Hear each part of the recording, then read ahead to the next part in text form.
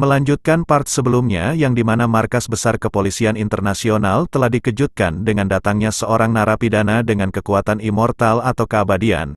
Bahkan hadiah yang ditawarkan begitu besar bagi siapa saja yang berhasil menangkap Mel, dan terlihat Mel telah berada di suatu tempat, dan rupanya Mel sedang melihat penunjuk jalan yang mengarah langsung ke pusat kota. Dari atas Mel terlihat kamera pengintai telah memantau pergerakannya, dan rupanya Masko telah berada di sana. Seseorang memerintahkan Masko agar secepatnya ia menangkap Mel sebelum Mel memasuki pusat kota. Setelah menerima perintah itu Masko langsung menutup teleponnya. Ia juga teringat dengan informasi kekuatan Mel yang mengatakan kalau Mel memiliki kekuatan keabadian. Dengan senyum licik Masko bergumam kalau dia akan membiarkan Mel untuk sedikit mengamuk. Masko melakukan itu agar harga buronan Mel bertambah lagi. Dan terlihat Mel telah berada di depan sebuah rolling door. Di atasnya juga tertulis kalau tempat itu hanya boleh dimasuki oleh Alpha. Sambil mengarahkan satu tangannya Mel bergumam kalau pusat kota Greenford berada tepat di depannya. Ia juga mengatakan kalau ini pertama kalinya ia akan memasuki kota. Melihat Mel telah berada di gerbang Greenford, Masko begitu senang dan meminta Mel untuk segera masuk. Ia juga menginginkan Mel untuk membuat keributan di sana. Dan terlihat Mel begitu marah karena sedikit lagi ia bisa menemukan si kumis yang telah membantai keluarganya. Tanpa pikir panjang Mel langsung memegang gagang rolling door itu dan langsung menariknya ke atas. Namun di saat Mel melihat pusat kota Greenford, matanya langsung terbuka lebar. Karena rupanya di balik gerbang itu terlihat suasana kota yang begitu ramai dan damai. Bahkan Mel bisa melihat beberapa keluarga yang sedang berkumpul di sana. Wajahnya langsung pucat setelah Mel melihat kota itu begitu damai. Setelah mengetahui itu Mel terlihat tidak kuasa untuk melangkahkan kakinya lagi. Dari atas bangunan terlihat seseorang yang melihat ke arah Mel. Bahkan orang itu meminta Mel untuk segera masuk. Pria itu juga mengatakan kalau di luar sana sangat berbahaya karena jalan itu menuju ke area kumuh yang di mana orang-orang Gamma tinggal. Namun terlihat Mel tidak menghiraukan ucapan pria itu dan terus terdiam sambil memandangi kota Greenford.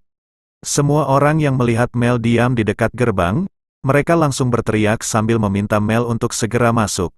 Mendengar itu Mel semakin terpuruk karena rupanya kota itu tidak seperti apa yang dibayangkannya. Namun di saat Mel ingin mengatakan sesuatu, tiba-tiba saja sebuah aura muncul dari arah belakang Mel dan langsung menariknya ke belakang. Pria itu juga mengatakan kalau dia sangat kecewa dengan Mel karena dia mengharapkan Mel sedikit lebih liar.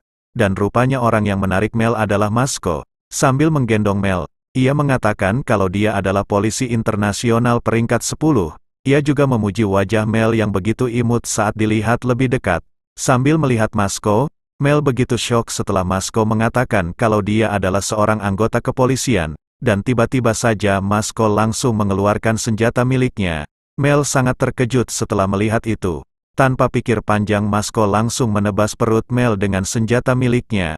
Sambil mendorong Mel keluar dari pusat kota ia mengatakan, kalau Mel sangat pengecut dan jika dia tidak ingin menghancurkan kota maka Mel harus keluar dari sana. Dan terlihat mereka berdua telah keluar dari pusat kota Greenford.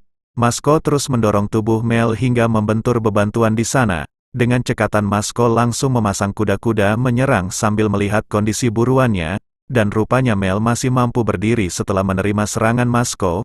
Masko langsung memberitahu Mel kalau dia sebenarnya belum pernah menyakiti seorang wanita yang sangat imut. Namun ia membuat pengecualian jika itu tentang uang. Mel hanya terdiam setelah Masko mengatakan itu. Dan terlihat juga luka yang diterima Mel telah pulih sepenuhnya. Masko yang melihat itu semakin percaya kalau informasi yang diberikan memang benar adanya. Di saat Masko ingin mengatakan sesuatu, tiba-tiba saja Mel langsung berlutut sambil mengangkat kedua tangannya. Yang menandakan kalau Mel telah menyerah. Melihat itu Masko langsung bertanya sebenarnya apa yang Mel tengah lakukan. Mel yang mendengar itu langsung mengatakan kalau Masko boleh melakukan apapun padanya. Mel juga tidak akan keberatan jika Masko ingin membunuhnya. Masko sangat terkejut setelah Mel mengatakan itu. Ia juga tidak begitu percaya dengan semua perkataan Mel barusan. Semua itu dikarenakan sifat Mel yang mencerminkan kalau dia begitu percaya diri dengan kekuatan keabadiannya. Mel langsung teringat kembali dengan suasana kota Greenford. Tatapannya begitu kosong setelah Mel mengingat itu, dan terlihat Masko mulai sedikit mempercayai ucapan Mel.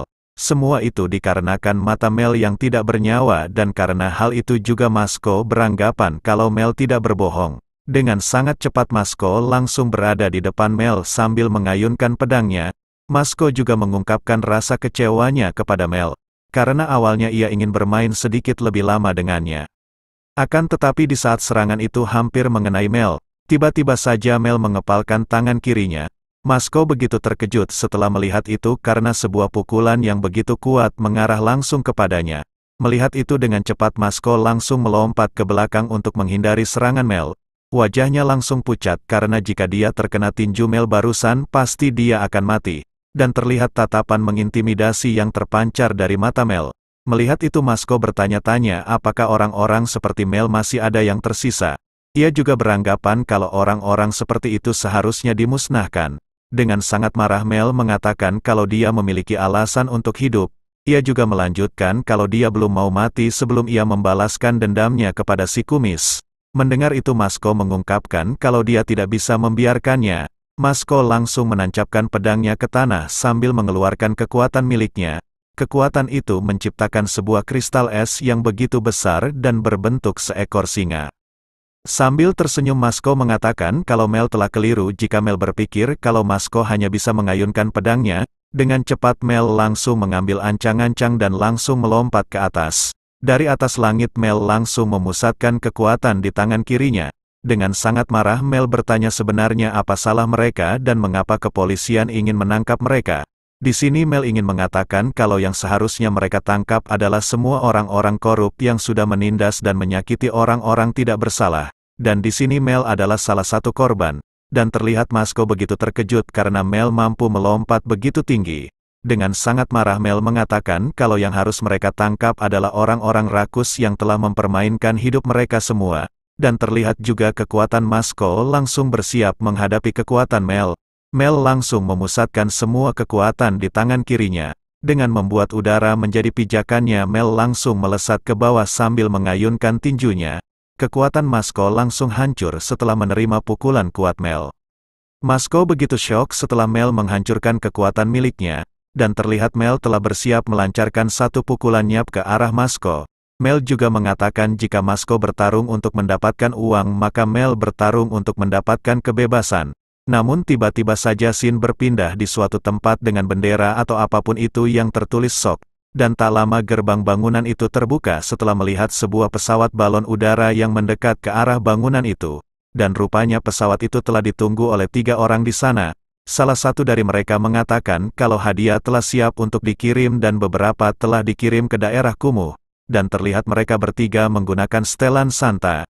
Mereka juga mengatakan kalau tujuan mereka malam ini adalah Greenford.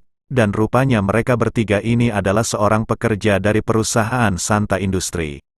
Beberapa waktu kemudian, terlihat mereka telah berada di suatu area yang bernama Vetin, dan tak lama 2 orang turun dari dalam pesawat itu dengan menggunakan sebuah tali sambil membawa sebuah kotak hadiah. Dengan sangat ramah mereka langsung menyapa si pelanggan yang sudah menunggu di depan pintu. Si kurir langsung menyerahkan paketnya kepada pria itu, dan secara mengejutkan saat kotak itu dibuka, rupanya pria itu telah memesan sebuah senjata. Wajah kedua kurir itu langsung suram karena mereka berdua melihat si pria telah menodongkan senjatanya ke arah kepalanya sendiri. Namun terlihat tangan pria itu gemetar saat ia ingin menarik pelatuknya. Dan rupanya di saat pria itu telah menarik pelatuk, tiba-tiba saja sebuah api muncul dari atas senjatanya. Mengetahui itu si pria langsung menarik keras salah satu kurir. Dengan sangat marah pria itu langsung mendorong si kurir ke ujung bangunan sambil mengatakan, kalau dia sangat kesal karena si kurir telah memberinya sebuah mainan. Ia juga mengatakan kalau si kurir tidak mengerti dengan cara hidup orang-orang kumuh yang banyak sekali kesulitan dengan uang. Melihat itu rekannya langsung menghentikan tindakan pria itu. Pada akhirnya pria itu melepaskan tangannya sambil meminta mereka untuk beranjak dari tempat tinggalnya. Dengan santainya si pria kecil langsung mengatakan kalau mereka tidak bercanda. Ia juga melanjutkan kalau pria itu tidak mengklarifikasi kalau dia ingin senjata mainan apa senjata asli. Namun rupanya si kurir telah mempersiapkan sebuah kotak hadiah. Ia juga mengatakan sudah mempersiapkan senjata yang asli untuk jaga-jaga. Sambil beranjak pergi dari sana si kurir juga mengatakan kalau dia berharap si pria memutuskan hal yang tepat. Akan tetapi di saat pria itu membuka kotak itu, rupanya isinya bukan sebuah senjata melainkan sebuah boneka lucu. Pria itu begitu marah karena sudah 2 kali dia dikerjai oleh mereka berdua.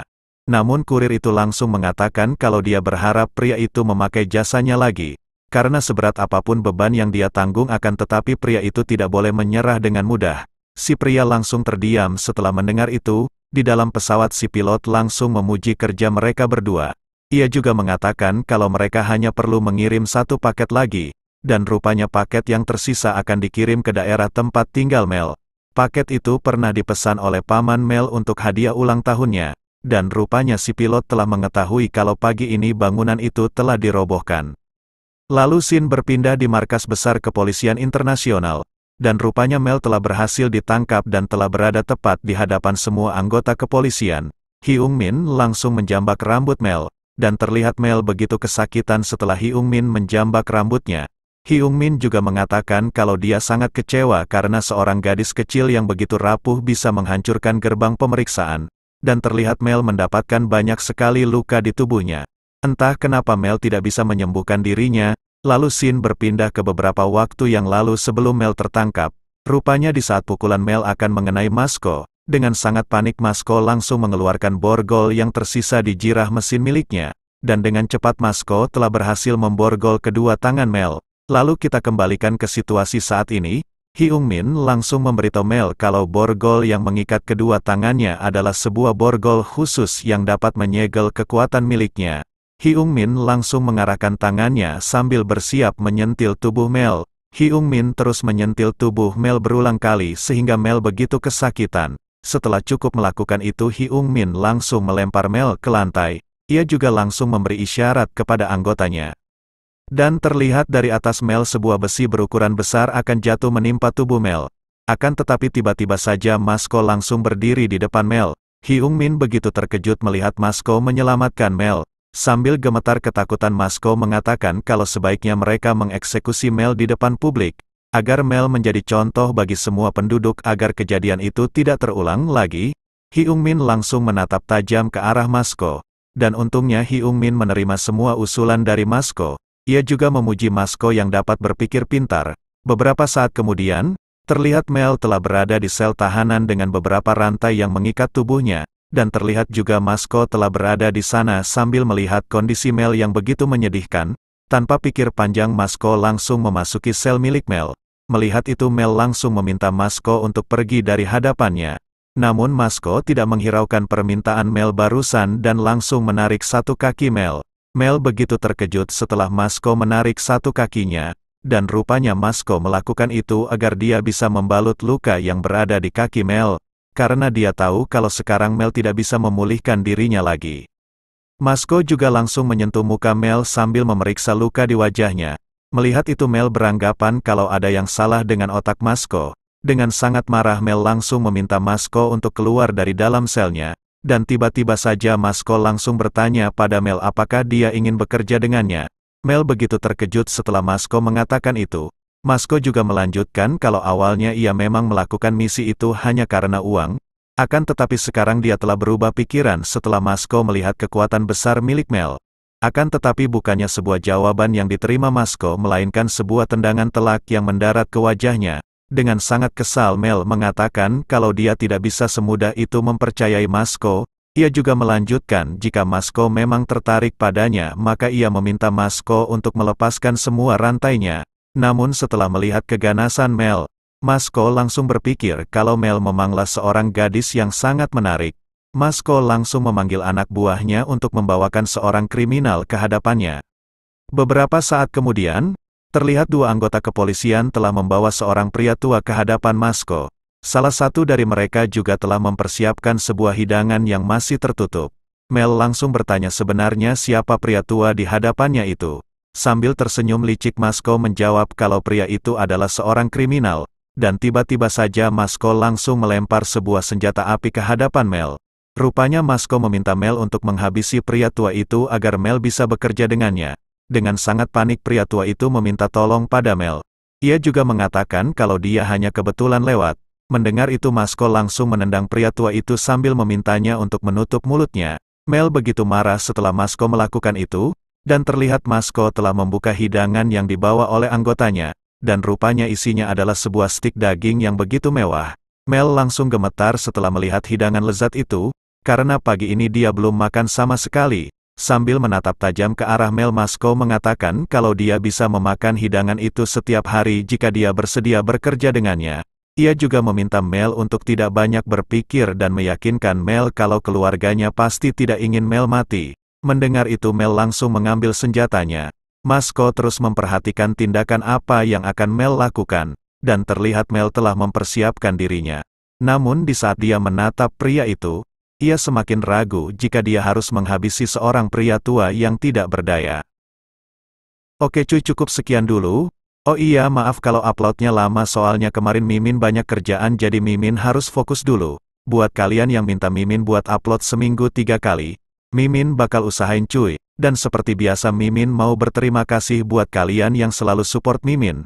Dan Mimin doakan agar kalian selalu sehat dimanapun kalian berada. Oke, Mimin pamit dulu dan sampai jumpa di video selanjutnya.